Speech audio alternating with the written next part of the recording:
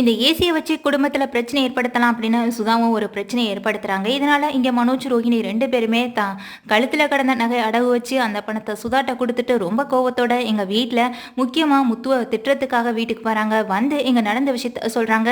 இங்க முத்து கொடுக்குற பதிலும் அதிர்ச்சியா இருக்கு. அதற்கு அண்ணாமலை கொடுக்குற ரியாக்ஷனும் சரி, அவங்க கொடுக்குற பதிலும் சரி, இங்க முத்துவுக்கு சப்போர்ட் பண்ணி பேசுறது விஜய், ரோஹிணி, மனோஜ் 3 பேருக்கும் மிகப்பெரிய அதிர்ச்சியை கொடுக்குது. ஏன்னா தப்பு பண்ணிருக்கிறது முத்துக்கு சப்போர்ட் பண்ணாம கண்டிப்பா மனோஜுக்காகவும் தான் சப்போர்ட் பண்ணுவாங்கன்னு இங்க ரோஹிணி நினைச்சிருக்காங்க. ஏன்னா ரோஹிணி தன் கழுத்துல கலந்த தாலியை வேற அடகு வச்சு அந்த பணத்தை கொண்டு வந்து கொடுத்திருக்காங்கன்றதுனால நிச்சயமா மாமா வந்து தமக்கு தான் வந்துட்டு சப்போர்ட் பண்ணுவாங்க நினைச்சிட்டு இருக்கவங்களுக்கு இங்க அண்ணாமலை வந்து முத்துக்கு சப்போர்ட் பண்ணி பேசுறது அவங்களுக்கு ரொம்ப பெரிய அதிர்ச்சியை கொடுக்குது. வீட்டுக்கு வந்த மனோஜ் தலையும் புரியாம வாழும் புரியாம இங்க வந்து முத்துக்கிட்ட சண்டைக்கு நிக்கிறாங்க. உன்னால தாண்டா என் வியாபாரமே போயிடுச்சுன்னு இங்க மனோஜ் முத்துவை பார்த்து சத்தம் போட, ஏன்டா இப்படி எதுவுமே புரியாத மாதிரி பேசுற, ஏதாவது புரியுற மாதிரி பேசு, அப்பதானே எங்களுக்கு எல்லாம் தெரிய வரும்னு சொல்றாங்க முத்துவும். அம்மா அன்னைக்கு ஸ்ருதியோட அம்மா கடை திறப்பு விழா அன்னைக்கு என்னோட கடையில 1.5 லட்சம் ரூபாய்க்கு ஏசி வாங்கினாங்கல்ல, அந்த ஏசியை நம்ம வீட்டுக்கு கிஃப்டா தான் அவங்க வாங்கியிருக்காங்க. ஆனா இந்த முத்து இதை வேணும்னே தான் பண்ணியிருக்கான். இந்த கடையில இருந்து வாங்கினாங்க அப்படின்றதுனாலயே அந்த ஏசியை ரிட்டர்ன் பண்ணிட்டான். இப்ப அவங்க அந்த ஏசி என்னோட கடையில ரிட்டர்ன் பண்ணிட்டு அந்த பணத்தையும் வாங்கிட்டு போயிட்டாங்க. என் கையில பணமும் இல்லம்மா. என்னோட மானத்தை காப்பாத்தணுங்கிறதுக்காக தான் ரோஹிணி கழுத்துல கடந்த தாலியை கொண்டு அடமானம் வச்சுட்டு அந்த பணத்தை கொண்டு வந்து எங்க ஸ்ருதியோட அம்மாவுக்கும் கொடுத்து அனுப்பி விட்டுருக்காமா. எல்லாமே இவனாலதாமா. இப்போ ஏசியும் வந்து இருக்கு. வர கஸ்டமர்ஸ் எல்லாம் என்னமோ எங்க கடையில தான் பெரிய ஃபால்ட் ஆகுற மாதிரி எங்க கடையில ஏசி வாங்காம எந்த பொருளும் வாங்காம வர கஸ்டமர் எல்லாம் திரும்பி போயிட்டாங்கம்மான்னு இங்க முத்து மேல குறை சொல்லி விஜயா கிட்ட புலம்புறாங்க மனோஜும். இதை கேட்ட விஜயாவும் இங்க பயங்கரமா முத்துவ திட்டுறாங்க. உன்னாலதான் முத்து இந்த வீட்டுல எல்லாருக்கும் பிரச்சனை வருது. திரும்ப திரும்ப உங்க 2 பேரால மட்டும்தான் இந்த குடும்பத்துல பிரச்சனை வந்துகிட்டே இருக்கு. ஆரம்பத்துல இருந்து நான் சொல்றத உங்க அப்பாவும் கேட்க மாட்டாரு. அப்படி இப்படின்னு இங்க கண்ணா பின்னான்னு முத்து மேல கோவப்பட முத்து வந்து உடனே கேக்குறாங்க விஜயா கிட்ட, என்ன சொல்றீங்க நீங்க, என்னால இவங்க கடைக்கு நட்டம் ஆயிடுச்சா?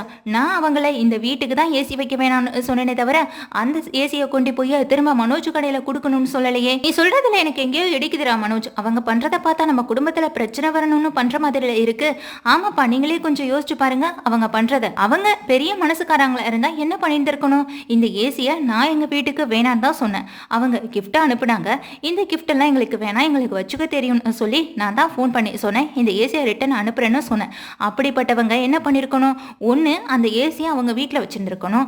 அப்படி இல்லையா இதை அந்த பலகுரலுக்கு ஃபோன் பண்ணி சொல்லியிருக்கணும். இதை ரெண்டையுமே பண்ணாம இவங்க அந்த ஏசியை கொண்டு போய் திரும்ப அந்த மனோஜ் கடையில் கொடுத்துட்டு அந்த பணத்தை, அதுவும் இந்த பொண்ணு தாலியை கொண்டு அடகு வச்சுட்டு வர வரைக்கும் வெயிட் பண்ணி இருந்து அந்த பணத்தை வாங்கிட்டு போற அளவுக்கு அப்படி என்னப்பா அவங்களுக்கு தேவை இருக்கு? நான் நம்ம வீட்டுக்கு தானே அந்த ஏசி வேணான்னு சொன்னேன். அப்போ அவங்கள வச்சுக்க வேணான்னு சொல்லலையே. அப்படிப்பட்டவங்க என்ன பண்ணிருக்கணும்? இப்ப பண்றதை பார்த்தா நம்மளுக்குள்ள பிரச்சனை வரணும்னு பண்ற மாதிரியே இல்லப்பா இருக்குன்னு சொல்ல இங்க விஜய், ரோஹிணி, மனோஜ் எல்லாருமே என் முத்துவை தான் வந்துட்டு கோவமா பாக்குறாங்க. அதே நேரம் இங்க முத்து பண்ணதான் தப்பு.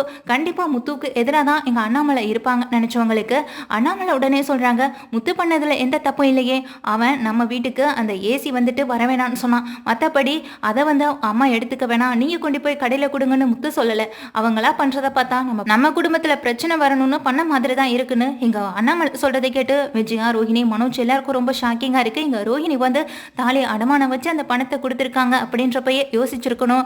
ஏன்னா அவங்க இந்த குடும்பத்துல இன்னொரு பிரச்சனையை வளர்க்கணும், முத்துவுக்கு வந்துட்டு எதிராக நிற்கணும், முத்துவுக்கு வந்துட்டு பிரச்சனையை கொண்டு வரணும்னு நினைச்சிருக்காங்க. அதே போல அங்க சுதாவும் அதே வந்துட்டு வீட்டுக்குள்ள பிரச்சனை ஏற்படுத்தணும்னு பண்ணிருக்காங்க. ஆனா அண்ணாமலை இங்க முத்துவுக்கு சப்போர்ட்டா நிக்கிறது இங்க 3 பேருக்குமே பிடிக்கல. அண்ணாமலை முத்துவை பாராட்டி பேசுறது இங்க மனோஜுக்கு கொஞ்சம் கூட பிடிக்கவே இல்லை. அவங்களோட குணத்துக்கு அவங்க அப்படிதான் நடந்துப்பாங்க. இதுல நம்ம எதுவும் பண்ண முடியாதா மனோஜ், நீ தான் இதை புரிஞ்சு நடந்துக்கணும். இதனால முத்துவை குறை சொல்றதுனால ஒன்னும் ஆக போறது கிடையாது. இனி வர பிசினஸையாவது ஒழுங்கா நடத்து. நம்ம வீட்டுக்கு ஏசி வேணும்னா அதை நம்மளே வாங்கி வச்சுப்போம். இது எதுக்கு அவங்க வாங்கி வைக்கணும்? இதை தான் நான் ஆரம்பத்துல சொல்லிட்டு இருக்கேன். இதுக்காக நீங்க முத்து மேல கோவப்படுறதுனால ஒன்னும் ஆக போறதுலன்னு அண்ணாமலை சொல்ல இங்க விஜயா, மனோஜ், ரோஹிணி 3 பேராலையும் எதுவுமே பேச முடியல. வாயடிச்சு நின்றுட்டு இருக்காங்க.